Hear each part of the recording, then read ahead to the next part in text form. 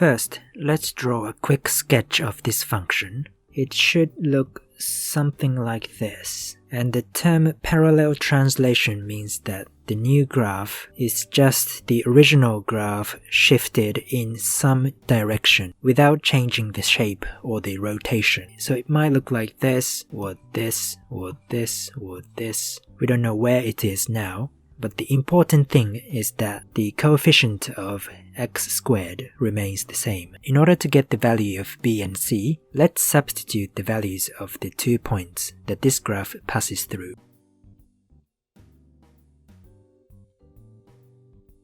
Let's clean these up a little bit.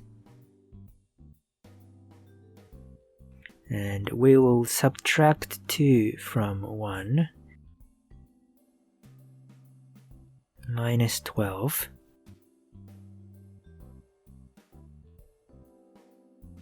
C must equal 14. So the function now looks like this.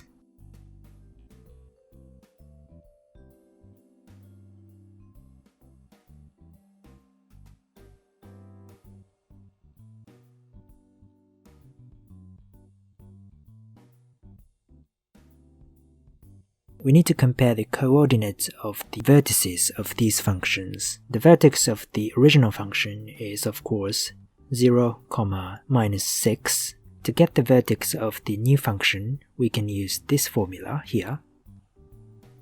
This gives us the x-coordinate of the vertex, where a is the coefficient of x squared and b is the coefficient of x. And to get the y-coordinate of the vertex, we simply have to plug in this value into the new function. So this means that the new function moved 2 units to the right and 8 units upwards.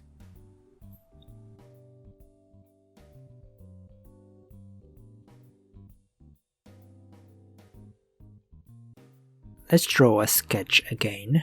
This time the new function is going to look something like this, or this, or this. We don't know yet, but it's going to be upside down. Question says that the new function is going to be symmetric with respect to some line y equals c, where c is a constant. Y equals c will be a horizontal line like this. We don't know where it is yet. So if the line lies here, then the new function is going to look like this, and if the line lies here, then the new graph is going to be drawn like this. Whereas if the line lies somewhere here, then the new graph will overlap with the original function. We know that the x-coordinate is 0 because the new graph is just the original graph turned upside down. And because the graph is flipped upside down, we know that the value of a, which is the coefficient of x squared, is going to be minus 3. Now let's assume that c equals minus 6. That is, the line passes through the vertex of the original function. In this case, the vertex of the new function will be the same as the vertex of the old function. And next, let's assume that c equals minus 7. Then the function will look like this. And there's going to be 1 unit and then another unit between the two graphs, which means that the vertex will be 0, minus 8. Now we can see the pattern. As the value of c decreases by 1, the value of the y-coordinate decreases by 2. When c equals 0, vertex will be at 0, 6, because there should be 12 units between these 2 points. So from this information, we can deduce that 2 is the rate of change that we saw here, and plus 6 is the initial value that we saw when c equaled 0. And now we know that the new function is going to be y equals minus 3x squared plus 2c plus 6.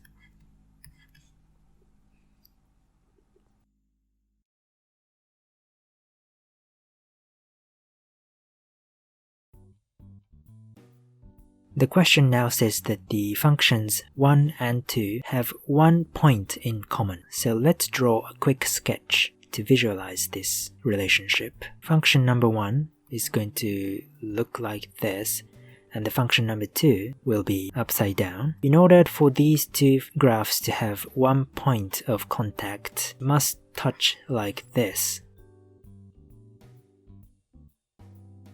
And because these two graphs have the identical shape, it means that the common point here is going to be halfway between the two vertices, here and here.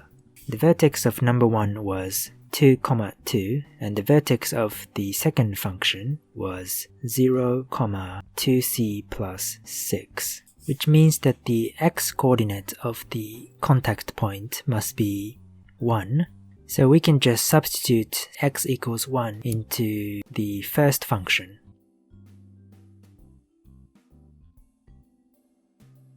So the y-coordinate must be 5.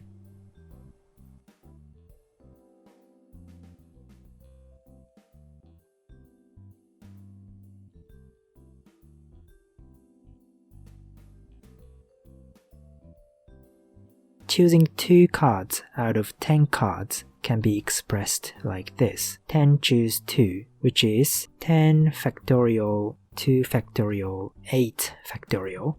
But because there are 2 ways of putting 2 cards into 2 boxes, we must multiply by 2. 10 times 9 times 2 times 1 times 2, 90.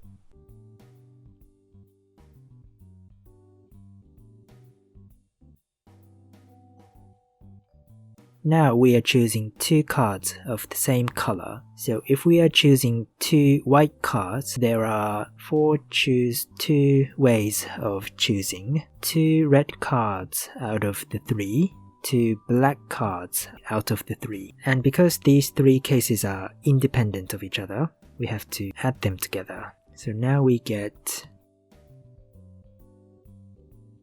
12. Next, in order to find how many ways there are to choose 2 cards of different colors, we can subtract 12 from all the possible ways of choosing 2 cards. There are 10 cards in total, so 10 choose 2 minus 12. This number 12 comes from the previous question. 10 factorial 8 factorial 2 factorial minus 12. 33. So there are 33 ways of choosing 2 cards of different colors.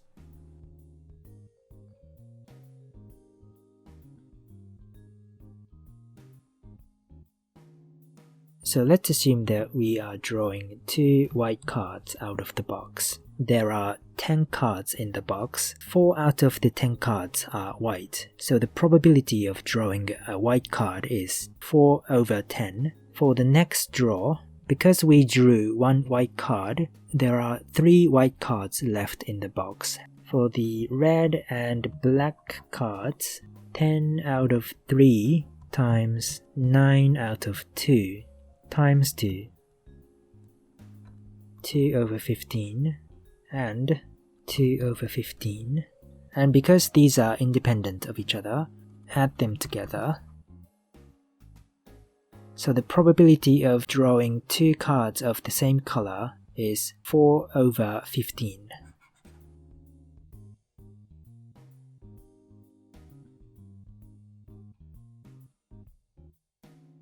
The first card is either white or red, and the second card is either red or black. The probability of the first card being white is 4 over 10, and the probability of the first card being red is 3 over 10. And assuming that the first card was white, the probability of drawing a red card is 3 over 9, and the probability of drawing a black card is the same. In order for the second card to be red, we have to account for the fact that the first card was also red, so there are only 2 red cards left.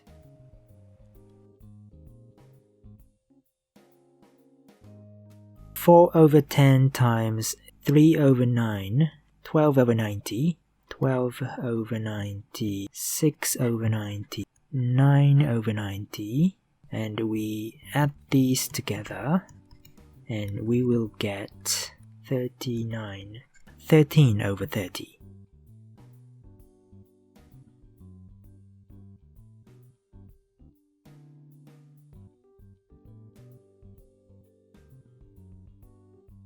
If x is less than blank, then y equals minus blank x plus blank. I think the number that goes in here is 3. If x is less than 3, x minus 3 will be a negative number, so we have to put the negative sign in front of it. And if x is less than 3, x minus 6 will also be a negative number, so again, we have to put the negative sign. When x is greater than or equal to 3 or less than 6, then if x is greater than or equal to 3, then what's inside the absolute value sign will be a positive number, so we don't have to put a negative sign in front of it. If x is less than 6, this is still going to be a negative number. We'll still have to put a minus here.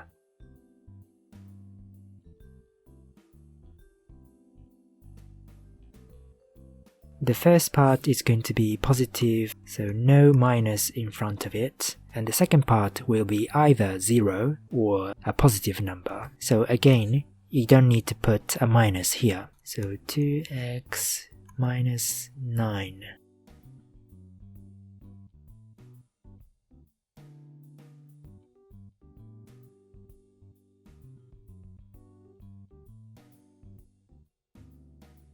Based on the previous question, we know that the graph of the function will look like this. The y-intercept is 9, 3, and 6. And we have to consider the straight line y equals ax plus b. If a equals 1, b has to be greater or equal to blank. So if the value of a is equal to 1, then the slope of the straight line will be 1. And in order for the straight line to have one or more solutions, the straight line must either touch or pass this point here, and it can only go upwards. If it were to go downwards, there would be no solutions. That means that we have to figure out the value of b when it goes through 6, 3. So let's substitute this point into the equation of the straight line. 3 equals 6 plus b, which means that b is minus 3. So b has to be greater than or equal to minus 3.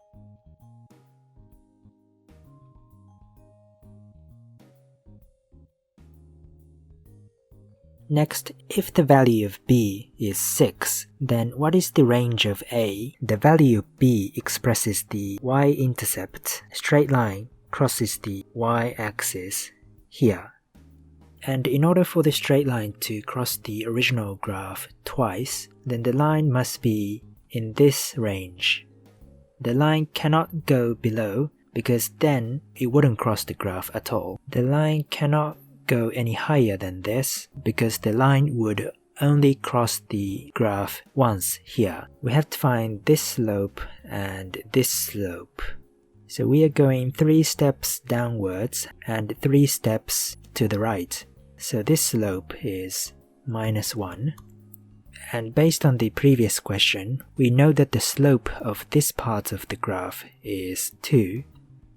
So a must be between minus 1 and 2.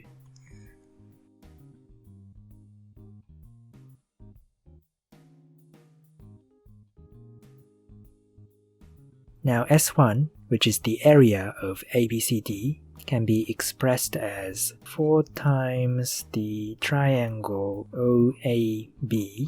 OA and OB are both 2t, 8t squared. And next, let's calculate the area. S2, PQRS is a square, S2 is PQ squared. The length PQ is 4 minus t squared minus 4 plus t squared. This is the x-coordinate of p minus the x-coordinate of q, and this has to be squared.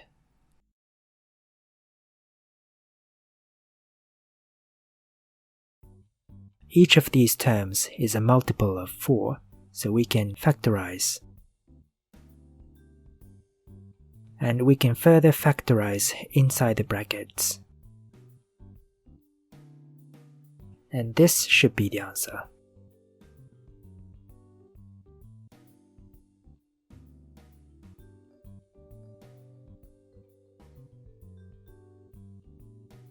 S1 plus S2 is going to be 8t squared plus 4.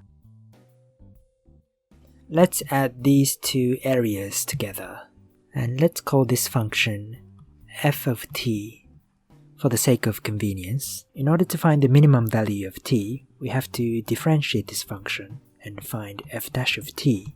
4 times 4, 16, 2 times 24, and the value of t becomes minimum when f dash of t equals 0.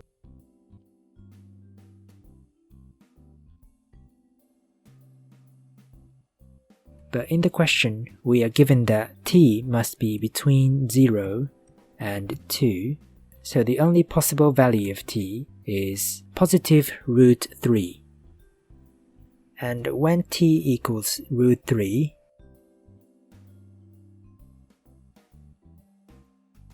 the value of t becomes minimum at 28.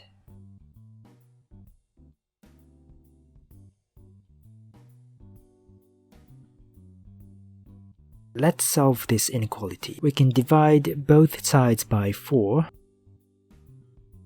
Let's move 2t squared to the right hand side. And this can be factorized. To solve this inequality, let's draw a quick sketch. The horizontal axis shows t squared. This inequality means that the graph must be above the horizontal axis, so t squared must be less than 2 or greater than 8.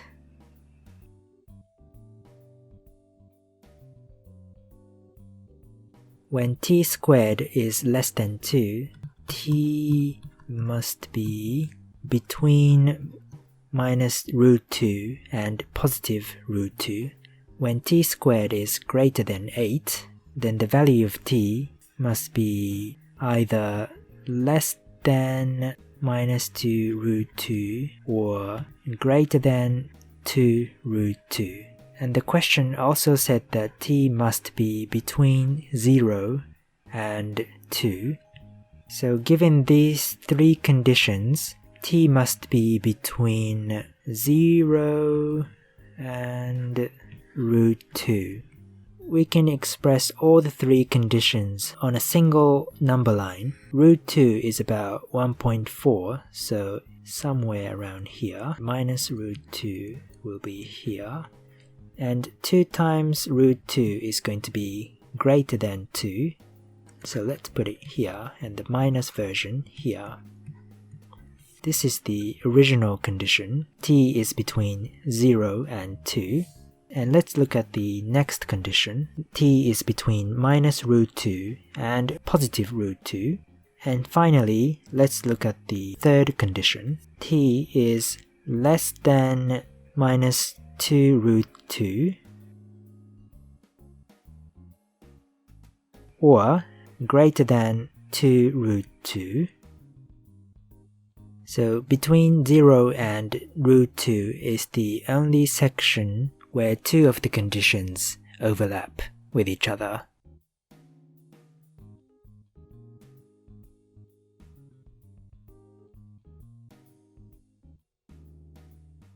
Let's consider the case where n equals 8. Because n is a product of two integers, x plus y and x minus y must be either 8 and 1 or 4 and 2. So let's check each case. because we are told that y must be an integer, this can't be right. X plus y must be 4, and x minus y must be 2. 2y equals 2, so y must be 1. Therefore, x is 3. Next, let's consider the case where n equals 9. Again, n is a product of two integers. It must be either 1 times 9 or 3 times 3. Again, let's check each case. 4 is an integer, so this is a possible solution. And when y equals 4, x must be 5. How about this pair? Y is a non-negative integer. 0 is an integer, so this is another possible value of y. And if y is 0, then x must be 3.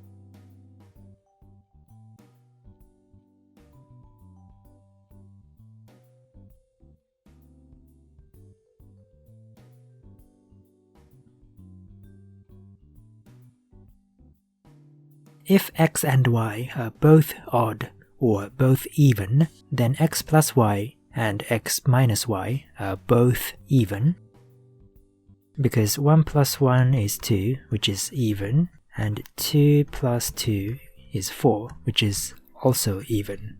So this is an even number, and so is this one. And an even number can be expressed as 2 times a constant, which means that n is a multiple of 4.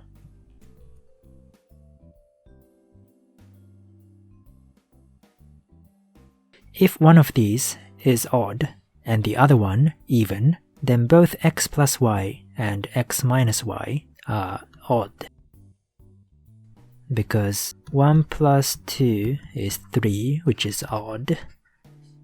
2 minus 1 is 1, which is also odd. The product of two odd numbers will always be an odd number, so n is an odd number. So therefore, n is a multiple of 4, or n is odd.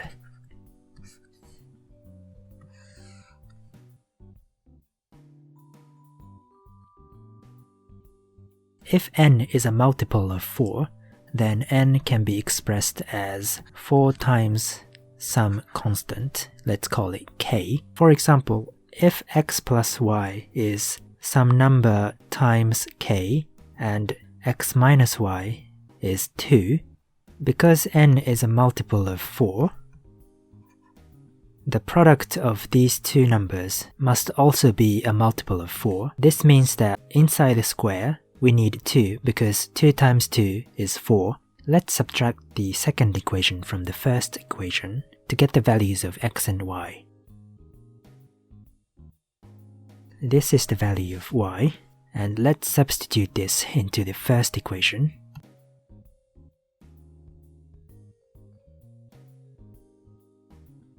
And this is the value of x.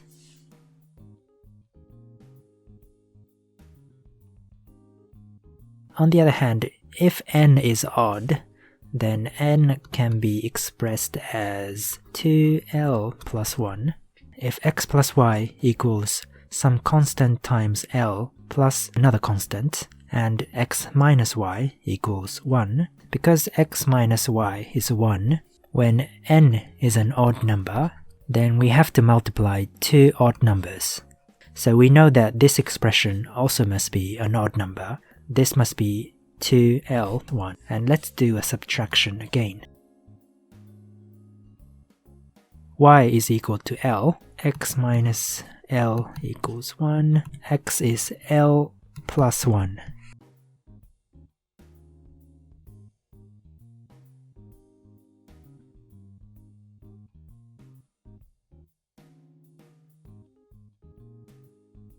Now we're looking at a rhombus with the side length of A, and the area S is shown in red. Let the angle ABO be theta, and we need to find the length BO. Cosine theta is BO over A. So BO is A cosine theta.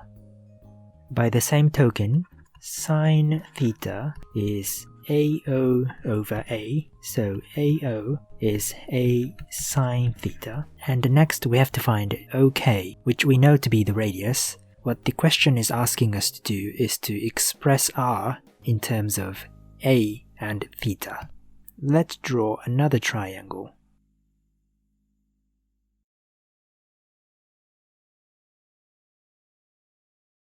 We know that the angle BKO is 90 degrees. Therefore, sine theta is R over A cosine theta. So R is A sine theta cosine theta.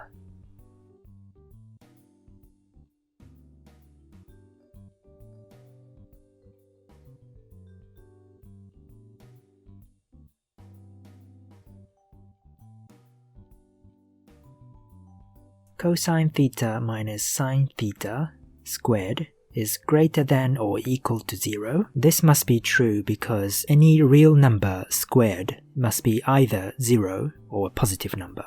Let's expand these brackets. We know that sine theta squared plus cosine theta squared equals 1.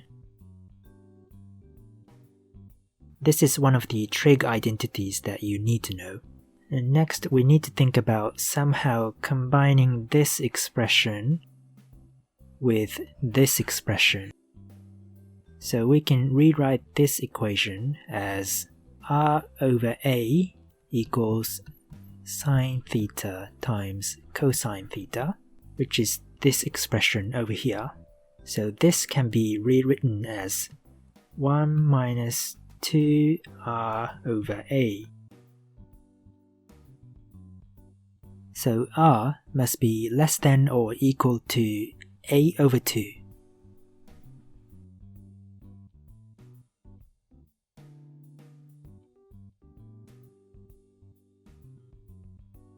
S can be expressed as the following: 4 times triangle ABO minus 1/4 of the circle. And we know that BO is A cosine theta, and AO is A sine theta, and the radius R is A sine theta cosine theta.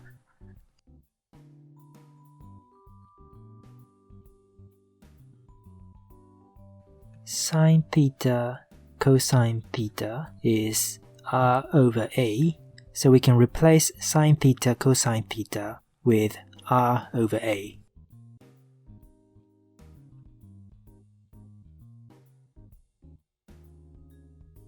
And this is the formula for the area S.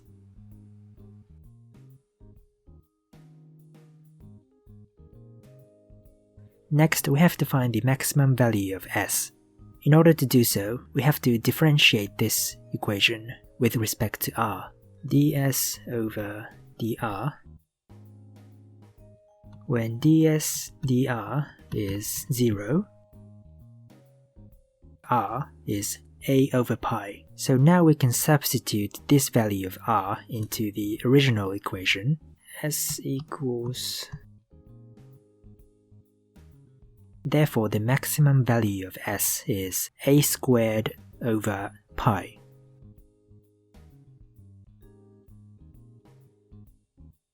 This is the end of this video. Let me know if you have any questions, and see you next time.